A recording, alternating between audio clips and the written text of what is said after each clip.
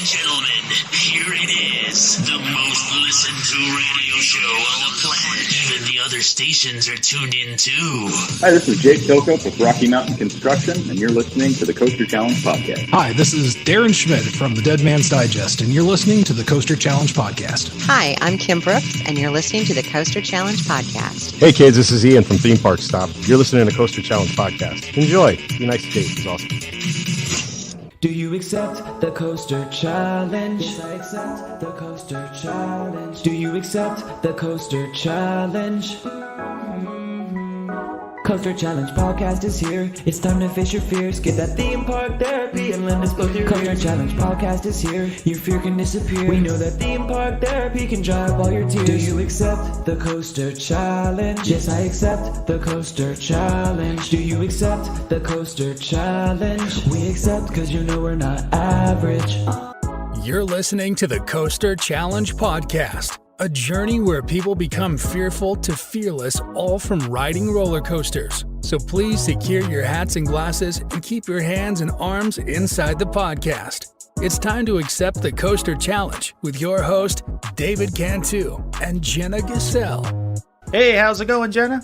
Good, how's it going, Dave? It's good. Happy April 22nd. Man, we're already getting through April. Wait a minute, this year's gotta slow down. Yeah, it's moving pretty fast. I have to say, it's moving. I can't get over it, though. Oh, wait a minute, that's good for me, because that means school's almost over. Yeah. Yay! You know, I forgot to mention last week, but didn't you notice our lovely new intro that we have for Season 2? Yeah, I did. Who did that, by the way? Well, actually, the person that actually helped did our new intro is actually our guest today on the podcast with Andrew. We've got Ben Grant, and he also runs Ben Grant Music. He was really nice to do this wonderful intro for us for Season 2, just so that we can show that we are growing, we are changing, we're getting bigger and better, and it's a really honor, and I want to thank Ben in advance here for doing this wonderful intro for us. Isn't he also the one that did our YouTube clip, too? Oh yeah, but now let's take a look at our new version of our YouTube highlight clip of the week.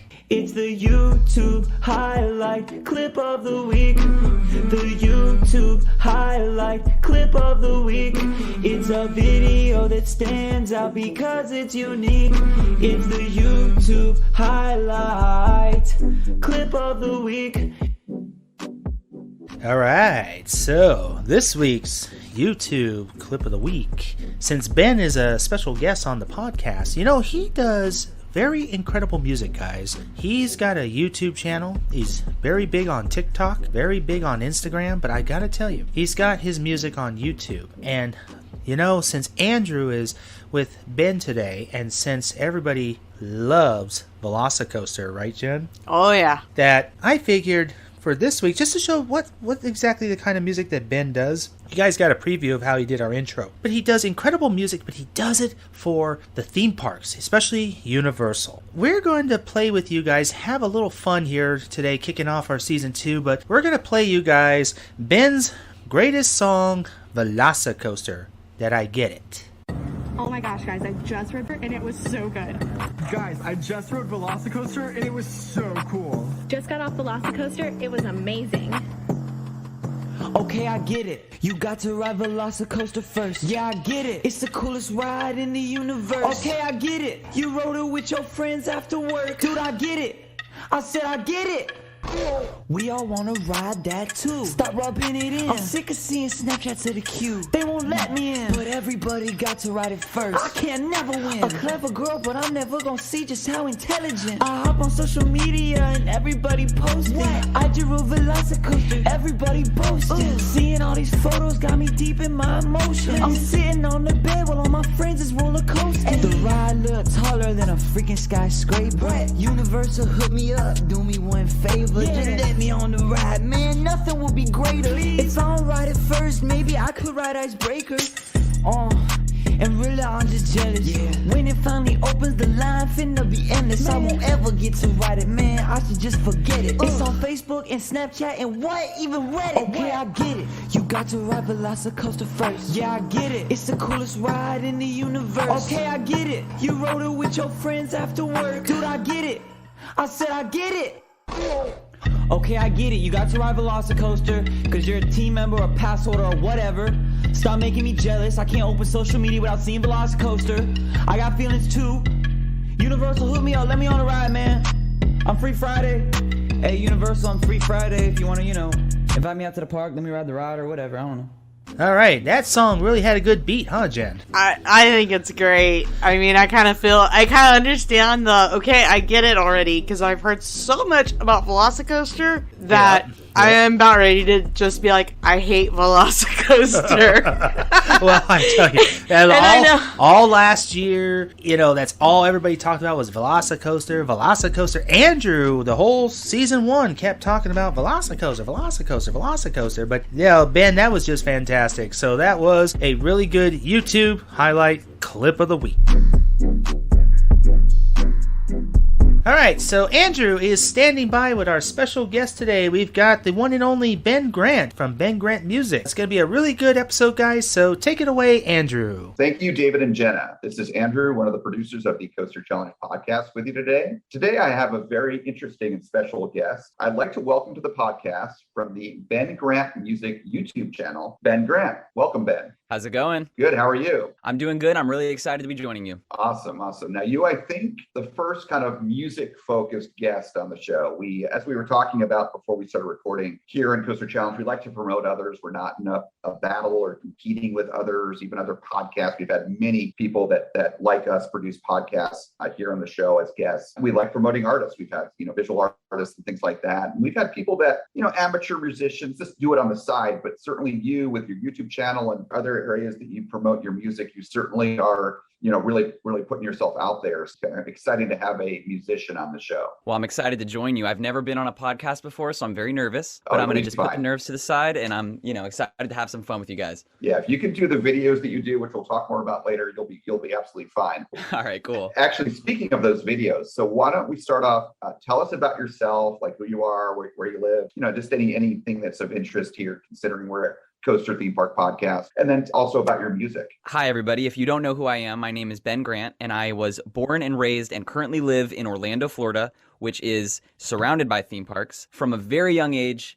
I've been going to theme parks. Both my parents worked in theme parks. I also love making music. So I said, you know what? I'm going to combine the two, and I make music specifically for the people who are as into theme parks as I am. And I try to really play to that audience. It's really fun, and I enjoy it. And if you are ever so kind, please go check out my music. That's awesome. That's really cool. That's really, really cool. As you mentioned, you're a big theme park fan. You grew up here in the theme park capital. So you've lived here all your life, right? Correct, here in Orlando. And I say here because I'm based here in Orlando as well. And so you're into the theme parks and you decided to start making music about it. During the second half of the interview, we'll talk more about your music. Just to kick things off here, the first thing that we always ask is, and please, Ben, share with us, what was the first theme park attraction you remember experiencing? That is such a tough question because I quite literally have been going to theme parks since I was in my mother's stomach.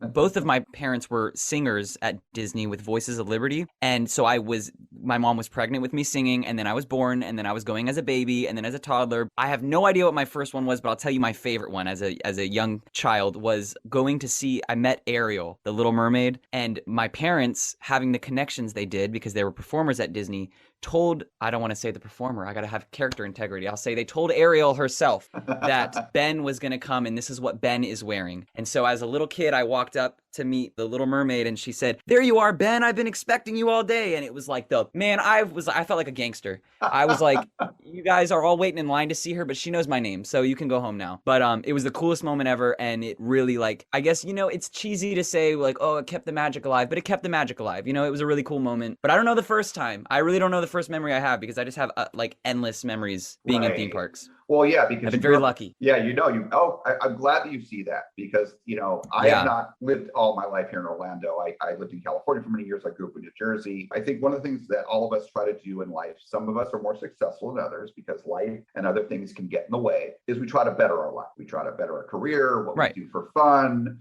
meetings, a special someone, getting married, kids, whatever the priorities are. So given how close and given, it sounds like, you said your mom was a Voice of Liberty. Yeah, she's a singer. So was my dad. Oh, your dad was. So obviously they're both into Disney, into the parks. And so you grew up with the parks. So you're probably in them all the time. Like you said, when your mom was pregnant with you, you were there in the parks. So all those memories combined together. For me, I grew up in New Jersey, and yeah, I would come down. My parents would, as a kid, they would take me down here to Disney World. This is before, I'm a little older than you. This is before Universal existed and SeaWorld was barely anything. And I would come down maybe once a year. So I have somewhat more distinct individual memories when I was like, say, 4 years old, the first time I came down here.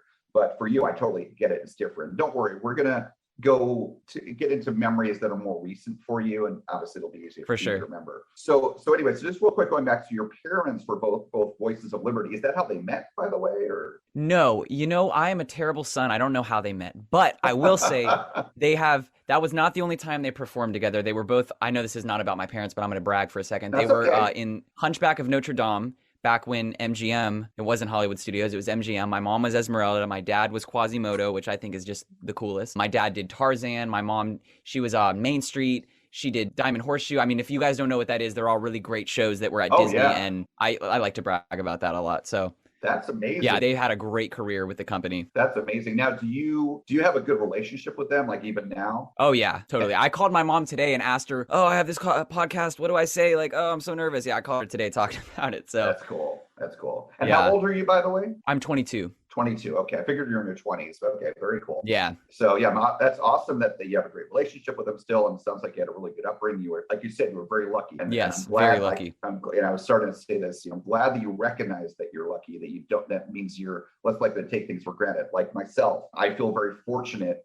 Again, I've worked hard for a lot of these things, but I feel very fortunate that I've been able to make things work and life has worked out and karma and all these things that I actually believe in. But I don't take it for granted. So I'm glad to see that you don't either. Yeah. So now, have your parents, just out of curiosity, because I know a lot of times the people that are part of the Voices of Liberty are also part of Candlelight Processional. Have your parents been part of that ever? Yes, they were both singing at Candlelight every year. And I don't think they're having voices there this year. I could be wrong on that. Yeah. But to make a long story short, they're both no longer with the company. They did do Candlelight a few years consecutively. Yeah. Nice. And for our listeners that are wondering what the heck is Candlelight Processional, I certainly thought that the first time a friend of mine told me about it years ago. Something they do at Disneyland once, like one weekend of the year. But here at Disney World, they do it at Epcot, and they do it for like almost every night for a couple months, like November, December. It's for the holidays. And it's basically a combination of the story of Christmas that is told by a celebrity narrator, one of the most famous narrators is Neil Patrick Harris, Whoopi Goldberg. I've seen her,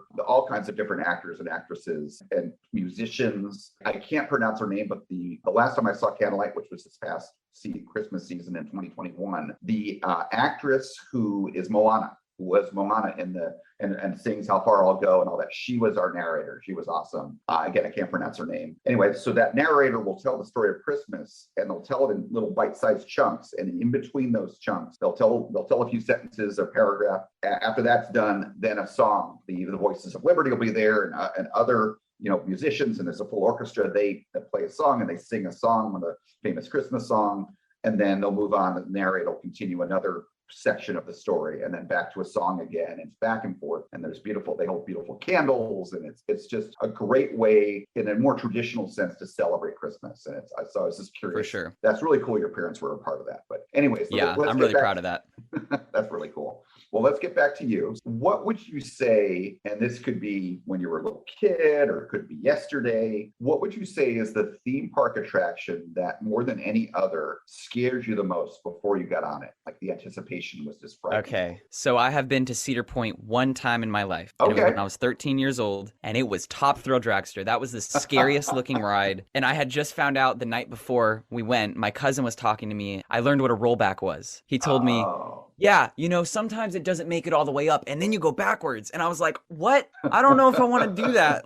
And so I was really, really scared to get on Top Thrill Dragster. Yeah, I know most of your listeners would be grateful for a rollback, and I probably would now, but at the time, that was not fun for me. Okay, so that was the one that scared you the most. Now, did you get a rollback on your ride? We did not get a rollback, no. And we made it over every time. You're happy about that. Well, I was happy about it. Now I'd be like, man, that'd be a cool thing to say, because I know they're kind of rare to happen. But I mean, at the time, I was very happy that we made it over. Right. I was actually, before you actually said that, I was going to ask you if now it would be different for you, because that's a sign right there. And I'm glad to hear that it would be different for you now. It's a sign of how you progress with fighting anxiety and fear. And we'll get more into that in a little bit. but I'm glad to hear that. But I laughed when you revealed it's Top Full Dragster. I've been on that ride numerous times. Again, we just finished our, finishing up our first season, getting our second season here at the podcast. We basically have an episode every week. We did take a break in late 2021 because we were really busy with travel and holidays and things like that. But we pretty much, had, multiple dozens of episodes in the first season. Again, that's a decent number of guests. And one of the coasters that's high up on the repeat list of multiple people saying it's the one that scared the most is Top Full Dragster. So I'm not surprised. It's intimidating. Yeah. I mean, it's the second tallest coaster in the world, and it's right on the water there, unlike the tallest one, which is just landlocked. And yeah, I mean, it's intimidating. Absolutely. At Cedar Point there. Yeah. It stands out at Cedar Point. Oh, yeah. So Top Full Dragster is the one that scared you the most. Yes. Okay. What was it like for you? Now, since Top Full Dragster, most of our listeners are familiar with it and probably been on it. And just in case, just to remind everyone, Top Full Dragster, it does not have an indoor queue. It's all outside. So wherever you are in the switchbacks and whatnot, you're hearing that ride. It's a very loud launch, and the brakes are even loud and all that, and you're seeing it. That must have given you a lot of anticipation. So talk to me as you're going through the line, approaching the station, what was going through your mind. Like you mentioned, you can hear the ride. It's very loud. What you can also hear, they have a recording. I don't know if it's still there. At least when I was there, and this was probably, I'm going to say 2013, they have a recording that says, arms down, heads back, and hang on tight. My cousin says to me, and maybe this isn't true. This might not be true now that I'm thinking about it. I never thought about it. But he says to me, yeah, they have this recording because if you have your arms up, it goes so fast that your arms are going to pop out of your socket. You're the engineer. You can tell me if that's true, or he was pulling my leg, or should say pulling my arm. But I heard that, and I was like, great. I was so scared. And so we walked up, and I looked at my dad, and I said, I'm not doing it. I said, I'm going to sit this one out. You guys let me know how it is, because it wasn't that busy of a day. We could ride it later. I was like, you guys let me know how it is. I'm going to sit it out. And thankfully, the line was long enough for them to convince me to sit down and ride it. But man, I was scared. Wow. Okay. Interesting. In general, and of course, there are, muscular degenerative type diseases and bone diseases and things like that, where you're not as strong or as resilient, physically speaking, as a typical person. Now, perhaps if you have one of those, now, of course, that's where they get into the warning signs. If you have, diseases that affect your back and, your, whatnot, right, you should ride it. And that would apply to those kinds of people. But I suppose if someone with a disorder like that were to ride Top Full Dragster or a fast accelerating coaster like that and put their arms up, maybe something bad could happen, in terms of what you described. But a normal, able-bodied person like yourself, like myself, these coasters are designed and they go through safety checks and safety testing. That's not going to happen, normally speaking. So you had a lot of anxiety leading up to getting on the ride. You almost didn't go on the ride. Right. Okay. But you obviously did go on it. Otherwise, we wouldn't be talking about it. Now, I'm guessing you didn't put your hands up? Oh, no. I was hanging on so tight. That's fine. That's perfectly acceptable. I like my arms in my socket. I get it. I get it. Talk to me about how you felt like right after the ride, after you got off of it. What was going through your head? What were you thinking? I loved it. I had so much fun on that ride, and we rode it several times that day. I loved it so much, and I loved the view, because here in Orlando, other than Icon Park, which didn't exist at the time, there's not a whole lot of really tall attractions, and it was so cool being up that high. And even though you're up there for just a second, you get to see everything in a beautiful theme park, and it was the coolest moment afterwards, because I was like, okay, I did it, and I'm okay, and I'm alive, and it was nothing bad happened, and my arms are in my sockets, and it was a good time, and I'm really glad I did it. I was proud of myself. You should be. You should be. And by the way, when you went to Cedar Point, did you also ride Millennium Force? I did, yeah. Okay. Barely, because I blacked out on it, but I did ride it. Oh, okay. Well, you didn't black out going down the first drop, right? You remember the first drop and...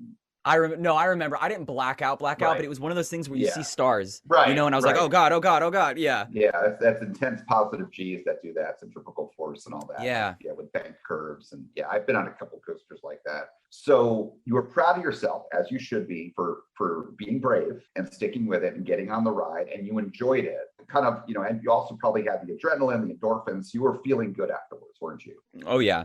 I was, nice. Like I said, I was really proud, and I was like glad that I faced my fear and did it. Okay, that's excellent. Looking beyond just that moment after it, you were proud, you were ecstatic, you were excited, you enjoyed it. How did riding Top Full Dragster and conquering your fear on that ride, the biggest fear you ever had going on a ride, how did that impact your life moving forward? It definitely taught me, and you can take this with a grain of salt, but it taught me that when you're scared of something, repeatedly ask yourself, what's the worst that can happen? Because obviously in that situation, unless I put my arms up at the time when I believe my arms would come out of their socket, nothing terrible would happen. I would just, I'd be scared to go up and down. Literally, that's all the ride does. You go up and then you go down, but nothing, I'm not going to fly out of the cart.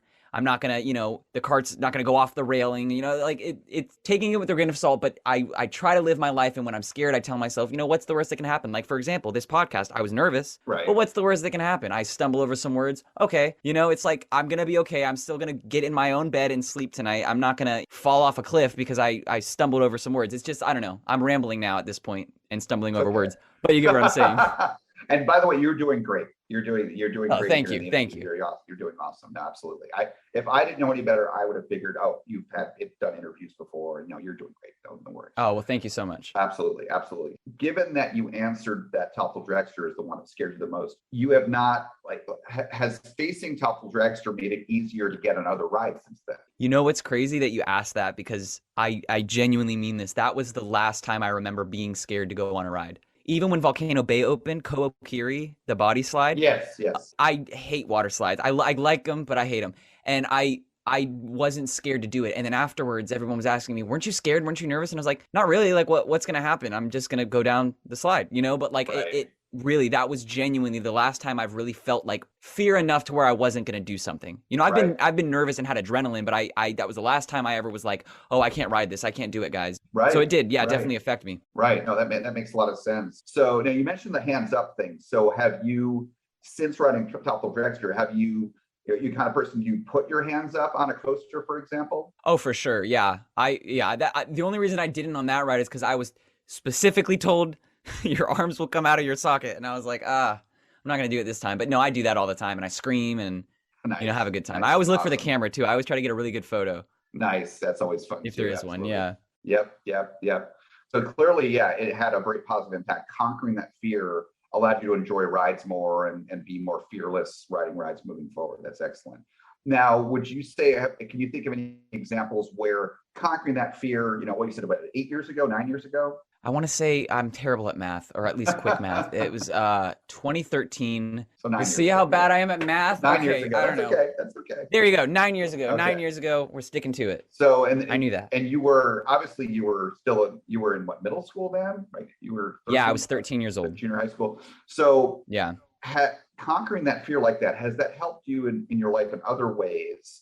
Where you feel like you don't, or you didn't have as much anxiety as you would have otherwise? Definitely. Yeah. It's just even if it's a small thing. And I don't think that story of Toppel Dragster is a small thing, but even if it's a small thing, just facing your fear is just such a great baby step, because it just reminds you that you faced your fear and you're alive and you're fine. And even if it doesn't work out for you, you learned from it. Every little thing that you can do to face your fear, even if it's just something as small as like, oh, I don't want to go talk to this person right now because they intimidate me. Well, just do it. Because if you embarrass yourself, you learn from it. And if you don't, you talk to that person, and that's great. Right. No, that's a very good point. Now, if we pull the curtains back a little further from this discussion, as they say, take the 30,000 foot view level, theme parks in general, beyond just facing fear, just theme parks, would you say that theme parks have had a significant positive impact on your life, and in what ways? 100%. From a young age, it was always the place. I mean, it's very you'd think me living in Orlando and going as often as I have my whole life, you'd think it would ruin the nostalgia thing, but it totally doesn't. I mean, my whole childhood was spent in theme parks. Going on into my young teens, I was going to, it was always a place to hang out for me. And then when I was in college, it's still a place to go and be at. It was just it was like my happy place, 100% my happy place in a park, no matter where I am. But the one benefit it has on me for sure that I can take away from is I am obsessed with detail. I'm obsessed with little detail, and that is something that I can 100% point the finger at theme parks, specifically Universal, because they have such a great, I'm going to be even more specific. Universal Halloween Horror Nights has such a great attention to detail, and I've been a long time huge Halloween Horror Nights fan. It's something that I'm very, I guess I could say I'm not a cocky person usually, but I'm very proud of the attention to detail that I put forth in my daily life. And even in every TikTok and every video I have, there's little details everywhere, and I can 100% point the finger at theme parks because I just love that idea of somebody might not notice this, but for that one person that does, this is going to mean the world to them. And I love that. So that is something I'm very proud of. A few more questions on this first half of the interview here. What has been your craziest moment on a theme park attraction ever? So like I said before, my mom was a singer at Voices. She would if she was ever singing on the weekends, she would, sign me into the park, which was, again, I'm very grateful that she was able to do that. And there was one day in high school that I went to the park with my best friend. His name is Marcus. And we went and rode Journey to Imagination, which is, it's a 5-minute wait for the ride. So we were like, all right, well, let's just ride on this. And we rode it and we were sitting in the back row. Okay. And one of the workers said to us, oh, you're sitting in the back row. Let me let you in on a little secret. And we're like, all right, what's up? He said, well, in the scene of the ride, okay, there's a part. It's right as you guys are being told that you can no longer go into the touch and taste lab. For those of you who are not familiar, this is a ride at Epcot Center. I should have clarified that. I love that you call it Epcot Center, by the way. Still, that's awesome. Keep going. Yeah. Yeah. Anyway, and I say MGM for Hollywood Studios. I'm all over the place. That's awesome. But anyways, there's a scene in the ride where you're about to go into the touch and taste lab. Nigel tells you that you cannot go in there, and you move forward to the next room where you go through Figment's house. Well, the worker tells us, if you look back at Figment, at the animatronic Figment, sometimes at a random time, he will wave to you as you're entering the next room. Okay. So we were like, all right, well, we'll try to remember that. So we did. We looked back. We looked. He didn't wave to us. But we were like, well, she said, it's every once in a while. So let's ride it again. There's a 5-minute wait. So we went and rode it again.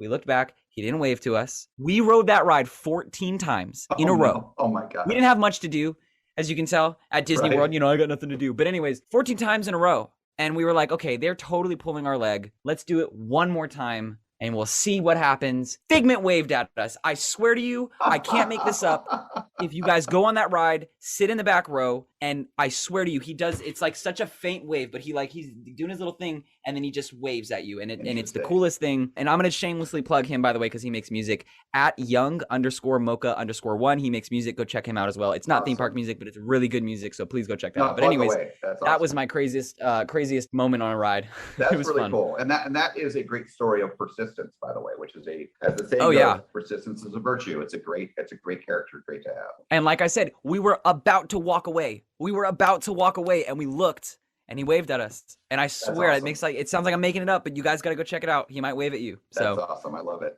By the way, did you get a Figment popcorn bucket? I did not get a Figment popcorn bucket. I'm not going to wait in that line. I refuse. The thing about Disney, and I respect them for this, they're really good at getting money out of their diehard fans.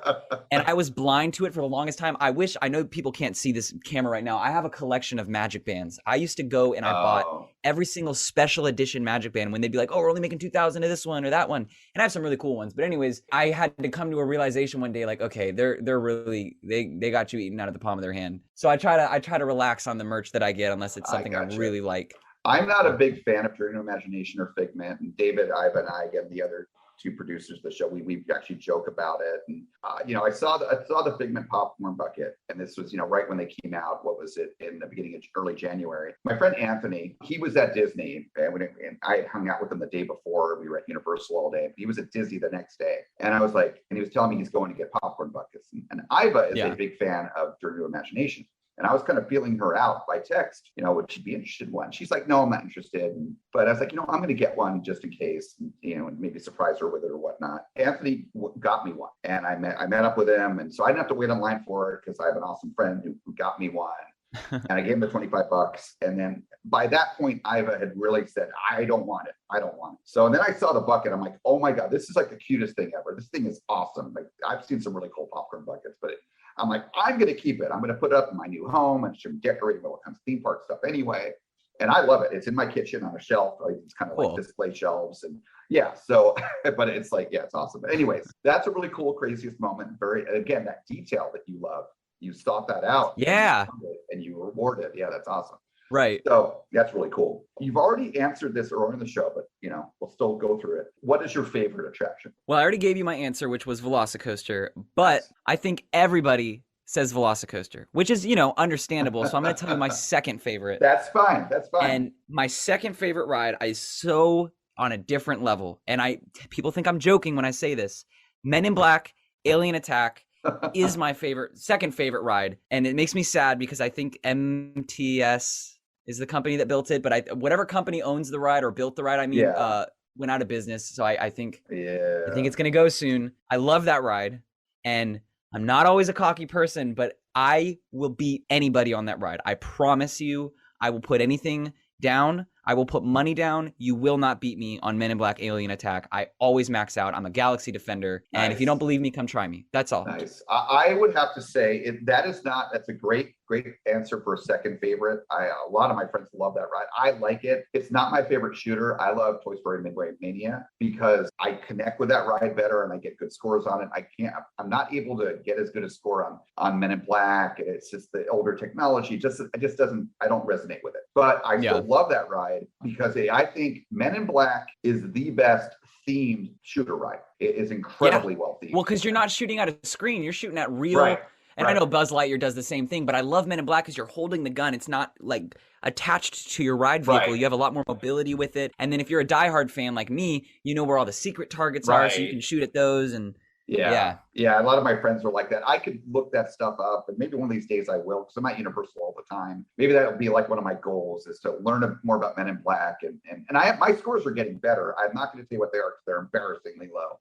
I'm not the 6.9s like so many of my friends are, and you are. But yeah, I mean, the theming, it's better than Buzz Lightyear. It's the next level, and I love those movies. The classic Will Smith movies are awesome, and all that. Yeah, no, that's a great number 2. I love it. Now, on the other end of the spectrum, we don't like to get into a lot of negativity on the show, but just for comparison and contrast, what would you say is your least favorite attraction and why? I'll say Fast and Furious. I'm only saying that ride because I agree with you. I don't like getting negative, and I don't want to bash. I don't want to go on record bashing a park or bashing a ride. So I'll say Fast and Furious just because I think we can all agree on that. I think Universal would shake my hand on that agreement and say, yeah, it's probably not the best. And just so I'm clear, that's Fast and Furious Supercharged in Orlando, not the tram ride. I think it's a great compliment to the tram ride in California. I just don't think it's its own standalone attraction, but I think everyone would agree on that. Yeah, absolutely. It's definitely Fast and Furious is the worst Universal Orlando attraction. I would probably even say it's the worst Universal attraction, period.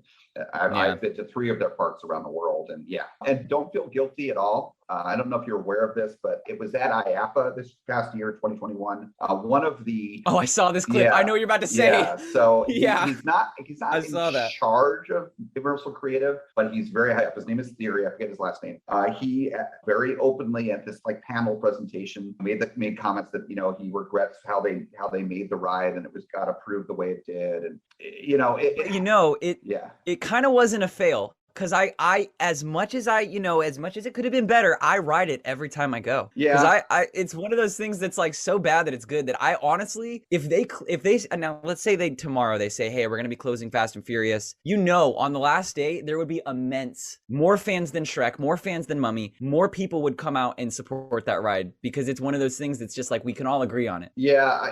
So in a way, it wasn't a loss. It's like one of those Rocky Horror, a really bad movie that has cult following. I see that, and I don't write it every time. Last time I wrote it was a couple weeks ago, and I taught all the guys, because we went through the whole line, everything. I taught them about counting how many times they say family in the pre-shows. So we had a lot of fun with it. With it. And so I totally get it. All right, well, let's pivot here and talk about your creative side, your music, and your satire and all that. Thinking about the mission of Coaster Challenge, we want to better people's lives, helping people face fear, deal with anxiety, deal with depression, theme parks in general, making lives better. They're not just about having fun. One thing that a lot of people know, perhaps most people, is one of the best things for us for mental health is laughing. Laughter is, they say, it's the best medicine, as the saying goes. I love humor. I love stand-up comics and insult comics and inappropriate and kind of humor we would never use on the show. I love all that stuff. But I also, I like dad jokes. I like corny humor and sarcasm, but I also love satire. I love satire. I love that your creativity, you're helping people. I mean, you're helping people to laugh and have fun and share with each other. These are all positive things related to theme parks. All your videos are about theme parks, helping people outside of being in the theme parks themselves. So I think that's awesome. Tell me, first of all, how long have you been doing this satirical theme park music stuff? Theme park music I've been making for a year, almost a year, a little under a year. It was in, I want to say May last year that I started doing theme park music.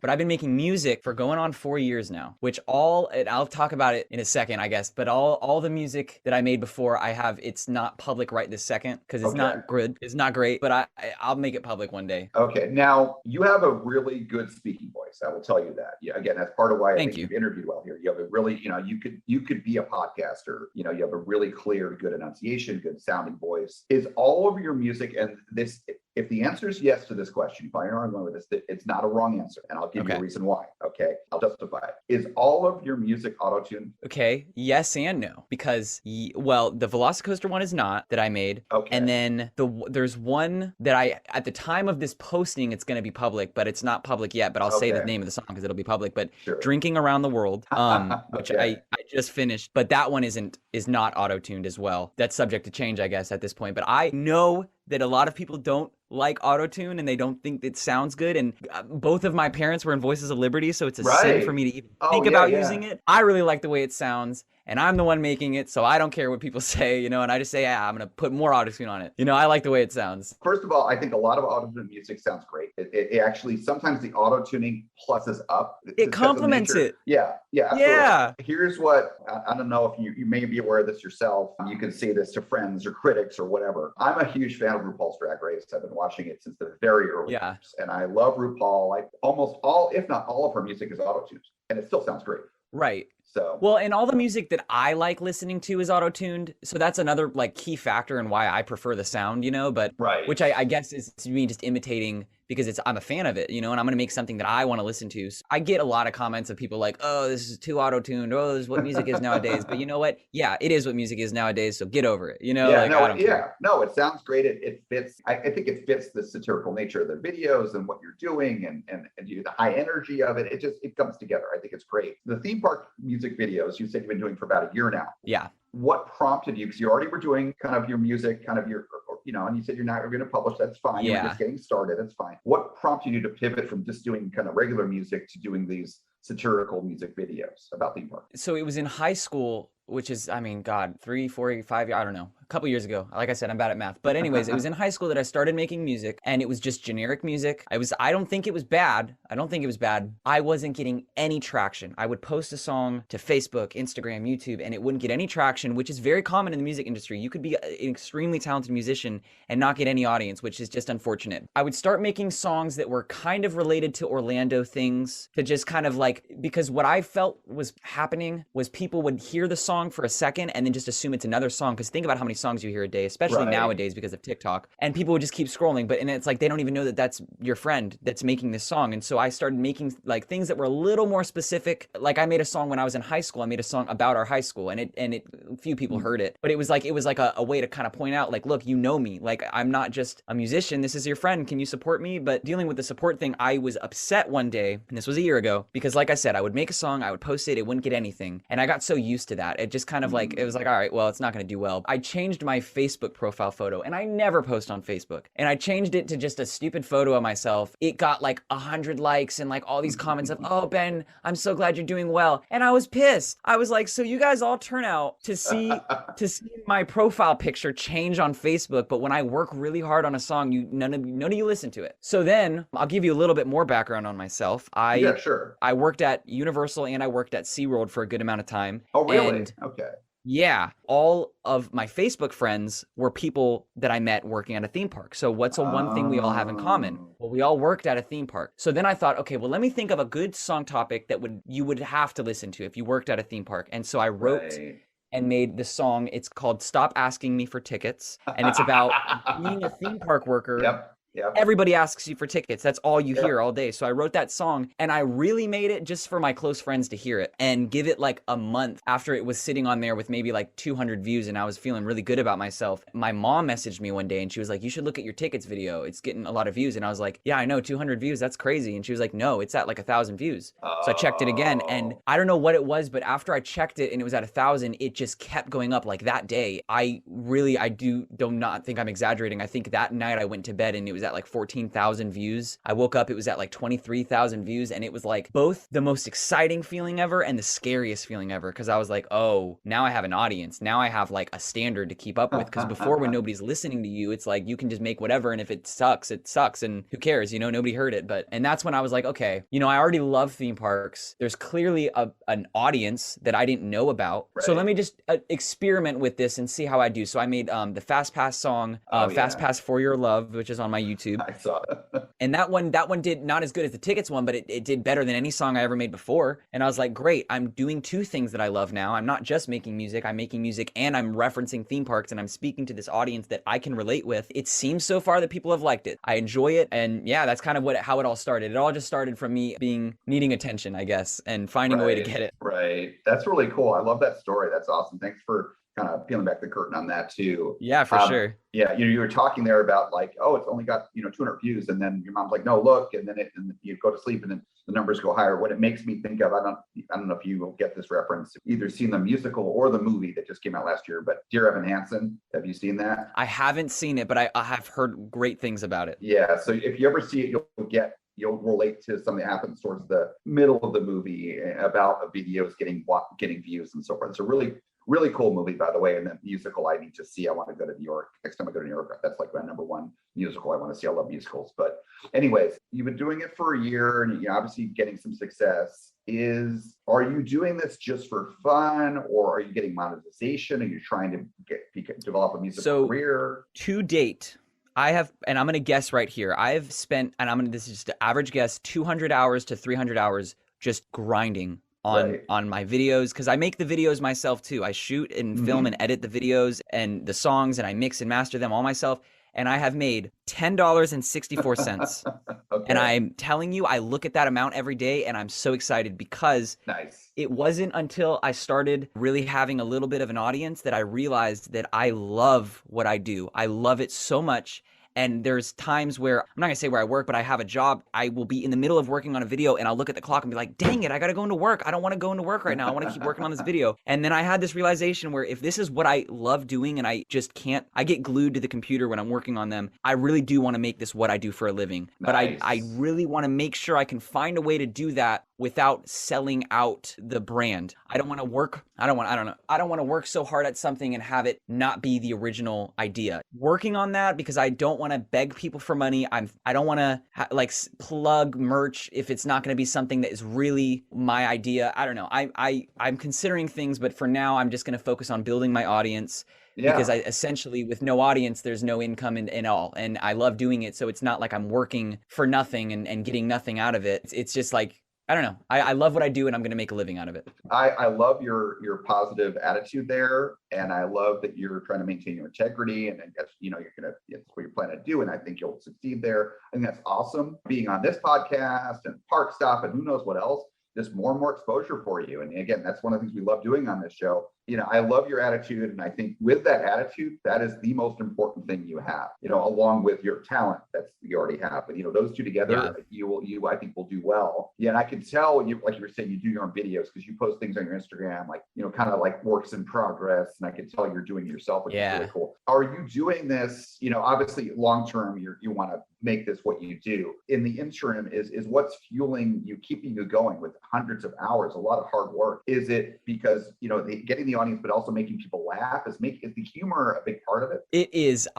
This is so corny to say, and I wish there was better words to say it that don't sound as corny, but I live to create. I love creating things, and even though everything I create might not be the best, and it might not be the greatest, I love doing it. And it's one of those things that once you start, I just lose track of time. Right. I tell myself, okay, I'm going to work on this video for an hour, and then I'll go to bed, and then I'll look at the clock and it's 4 a.m. But it relates back to that attention to detail too, where it's like, if there's one small, like literally the smallest thing that looks, and again, I have OCD, that's imperfect, I will spend as much time as I can to fix it. But it's just one of those things that I love doing it so much that I lose track of how long I've been doing it. I don't want that comment about the 200 hours to make it feel like I look at this as, oh, I've spent all this time and haven't made any money. I don't think about it like that at all. I think about, wow, I spent all this time and I haven't even cared about the money. That's awesome. I love that I found something that I can do that with, What has been your most popular music video to date? The most popular song I have is Stop Asking Me for Tickets, and that's only on YouTube and Spotify. I never made a TikTok for it. I actually wasn't making TikToks at the time. And then the most popular one that is has a video to it that I edited is the Revenge of the Mummy one. I wrote a song about Revenge of the Mummy because it was leaving. It was not leaving, but it's under refurbishment until I think late summer. But I wrote a song because I was like, okay, that'll be a relevant topic. And that one, I didn't think it was going to do well, but it did really well. That's definitely my most popular video. I did see that one as well. That one was a good one. That was funny. Yeah, very poignant as well. Absolutely. Have you had any, whether it be, friends or people you don't know, or, whether it be they message you on social media or they see you in person, have you had any like really interesting reactions because of these videos? Yeah. So I have one song that I made. It's called Horror Nights Wasted. And it's about going to Halloween Horror Nights and just drinking. And so, like I said, a lot of my friends are theme park people who have worked at the theme parks more specifically. One of my, actually several friends on a different timeline, like at different points of the year, this was at Halloween Horror Nights last year, so HHN 30, told me, my roommate is in, what is that, Wicked Growth. My roommate is in Wicked Growth. She's one of the scare actors. And she told me that every single night before they start, they warm up to your song, Halloween Horror Nights Wasted. And I heard that. And it's one of those things where like, okay, I'm sure through the grapevine, maybe they don't listen to it every night. Maybe it was just like a cute little, they listened to it once or twice. And I thought that was great. And it really made the world, it meant the world to me. And then another friend, like a week later, she was a swing. For those of you who don't know, when they staff these haunt events, they have people that they don't have a hard cast role. They just go to different areas. But anyways, another friend of mine said she was at that house for the night. While they were warming up, somebody said, oh my gosh, we almost didn't play Horror Nights Wasted. We got to play it real quick. Allegedly, they played my song every night before doing the night of Halloween Horror Nights, and I thought that was the coolest thing, and it inspired me to write the song Lil Boo, which is also it's primarily focusing on that house. I was like, okay, if these people like me that much, then I gotta make something specially for them. Cool. But that was the coolest thing to hear, that all these actors, and it's something that I'm a huge fan of also, that all of them were listening to my song. I was like, that's so cool. That was crazy. That's awesome. I love hearing that. I have seen that music video as well, and that certainly hit home for me too. Not as I wasn't a scare actor or anything. That would be fun. Maybe one of these days I can do that. But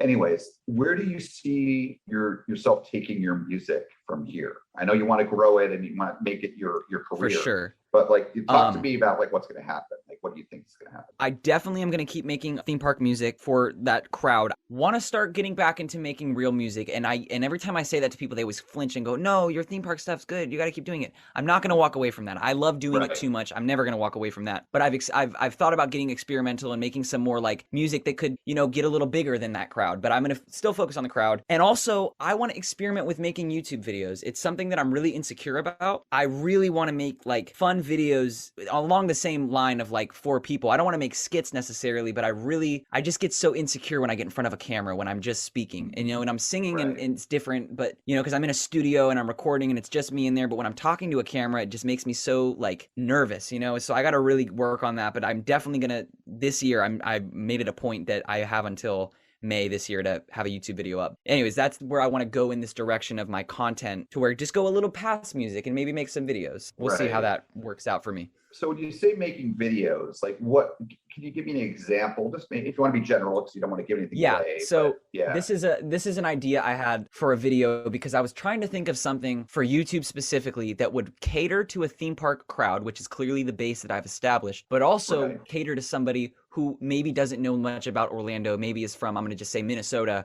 and has never been to a theme park in general. And I was trying to think of something that would cater to both of them. And the one idea I had, and I hope by the time this goes public, I'll have it done. I want to go, if you live in Orlando, so you'll understand this. All around Orlando, they have really sketchy looking places that say, hey, we have really cheap Disney tickets for $30. Come on out. And the gifts. 3-day park hoppers for $27, and they all look so sketchy. And I really want to make a video where I document myself. I might not film myself in the place buying a ticket, but I'll film myself looking for a place to go and buying a ticket and going down to the parks and just seeing what happens. If it gets me in the park, great. I just, came up on something. If not, it'd be even funnier, So I'm thinking about making a video like that and seeing how that goes. Interesting. And I could see, based on that angle, I could see you kind of, as beyond that video, like other things, like where you incorporate iDrive, and because iDrive, it definitely has gotten better, but there's still sketchy stuff, but also just kind of like not like A-list, but like C-list level, like shows and like comedy and magic, and it's like bargain basement kind of stuff. And I could see you kind of doing stuff with that, or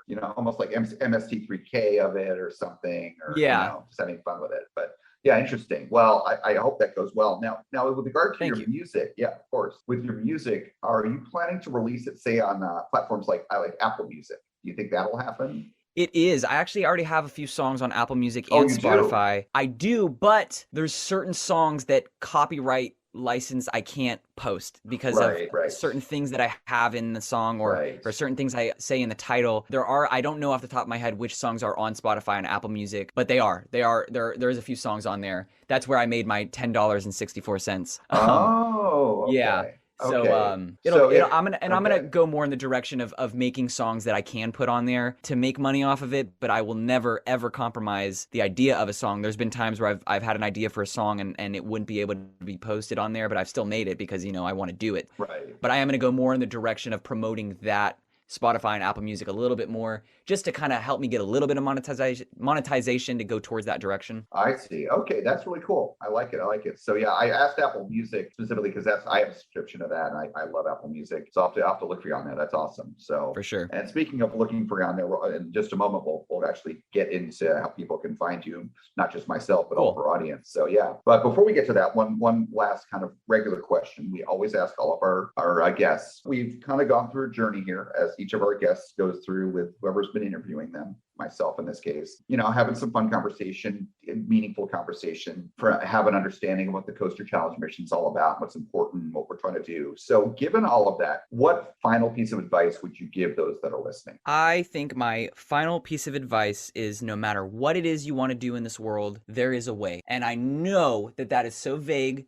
and that is so cliche, but there is a way to do whatever it is you want to do in the world. And that could be a big scale thing and that can be a small scale thing. And I mean this, I'm very passionate about it, because even if it's something as small as there's been so many times where I've been filming a video and I'm thinking, oh, there's no way I'm going to be able to edit this or film it.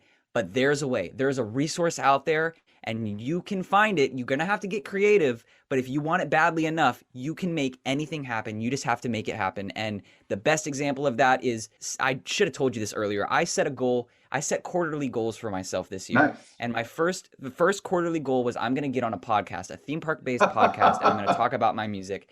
And I'm so proud of myself. Here I am sitting in front of a computer on a theme park podcast because I found a way to do it. And I believe everybody has creativity in them and there's a way to find it. I'm gonna combine two things. I have two advices. The other thing about that is everybody's creative. You just don't know it yet. And I know that sounds, again, cliche and vague. However, if you think of something like a painting, if you told me right now to paint beautiful portrait of a model, I would probably butcher that painting. However, statistically, I can take that paint and put it on a canvas and it's doable. If another person an artist who does this professionally painted that model, it'd look beautiful. But I'm a human, he's a human. He moved his arms in a certain way that created the artwork. It's possible. You can do it. There's literally nobody out there that can't do something creative. I hate when people say, I'm not creative enough. Oh, I'm not talented enough to do that. Yes, you are. You just have to have the patience or the willpower or both to get it done. So I guess to summarize this big, long TED talk of a rant is make it happen. If you have something you want to do and you don't think it can be done, it can be done. And I know that's vague, but you can make it happen. And also, you are creative. You can find that skill inside you. And if it's something new, try it. Do it. That's my rant. Sorry. I love it. That's awesome. No, I love it. That's a great rant. And so the last thing, Dan, yeah, absolutely, and I alluded to this a few minutes ago, is I personally would like to know how to find you on Apple Music. But if you can share that, but along with that, anywhere people can find you, because obviously you're trying to spread your voice. So, your website, your YouTube, TikTok, social media, all that stuff. If you're trying to find me on any platform like Spotify, Apple Music, even on Amazon, you can just type in Ben Grant Music. If you just put in Ben Grant, I don't know what will happen. I've never tried it, but it's Ben Grant Music. You can type that in. If you're looking for a specific song of mine, if you heard about, I would recommend just putting in Ben Grant Music because there's a million songs out there. But that's for Spotify and Apple Music, which, hey, if you have a subscription, please go on there and help me make my dream a reality of creating for a living. But also, for free, you can go on YouTube and it's Ben Grant Music, all one word, or you can probably space it out and it'll probably work fine. My Instagram is Ben Grant Music, all one word. Same with my Twitter is Ben Grant Music. And I recommend following me on my Instagram because I usually will post some behind the scenes stuff if you're interested in that. And I also will post little extra content that I probably wouldn't post anywhere else, as well as my Twitter. And then my TikTok is Ben Grant Music FL, and that's for Florida, if that helps you remember it. I will say follow me on TikTok, but I'm not the biggest fan of TikTok. I'm kind of using the platform to get people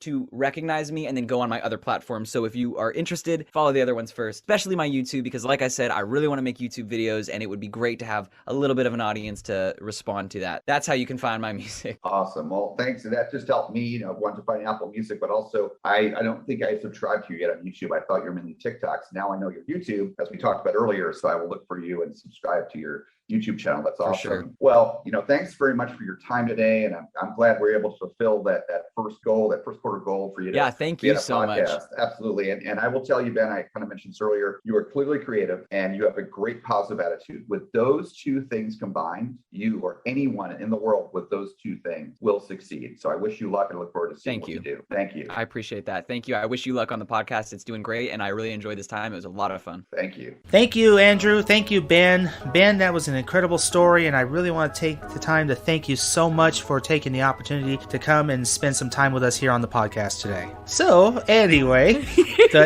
what did I say? Jen, how did you take this week's episode? He is a very talented artist. I mean, I kind of hope he does more than just like the spoofs on the rides. I kind of hope he gets a little further in his career. Yeah, I will say I can only imagine as Universal, but I can see him doing some Disney music. I can see him doing some cool stuff over at SeaWorld. Stuff he loves doing stuff for all the theme park stuff. So I know he can create some very creative music. And you know what, guys? If you guys are interested, we'll have all his musical links right down in the show notes for you guys to click on. And make sure to give him a thumbs up on the YouTube channel and make sure to follow him on all the social media pages. But anyway, guys, this was a fantastic episode. Make sure to check out our social media pages. But Justin, how can they find us on social media? If you enjoyed today's episode, be sure to like and subscribe wherever you get your podcast. And if you want to see more from us, we upload every Friday. And check us out on Facebook, Instagram, Twitter, YouTube, all at Coaster Challenge. Links in the description. Thank you, Justin. Yes, guys, make sure to hit that subscribe button on all our social media platforms. We really would appreciate that. And also, if you're listening to any of your favorite podcasts, Spotify, Apple, Amazon, Podbean, make sure to write a review and make sure you click the thumbs up, the follow button, and all that stuff, so that way you can be alert every time we release a special episode, or you'll know it'll automatically go on to your podcast every Friday. And make sure to visit our website at coasterchallengeusa.com and make sure to check out the Coaster Challenge Podcast store, where we have all kinds of incredible merchandise, and any proceeds that we make from the merchandise sales, it is donated to the local charity every year. But it's been a really awesome episode this week. We got another really awesome episode for all you guys next week, so make sure to tune in, and also make sure to share this podcast with a friend. But until then, this is David Cantu. This is Jenna Gazelle. We'll see you all next week right here on Coaster Challenge.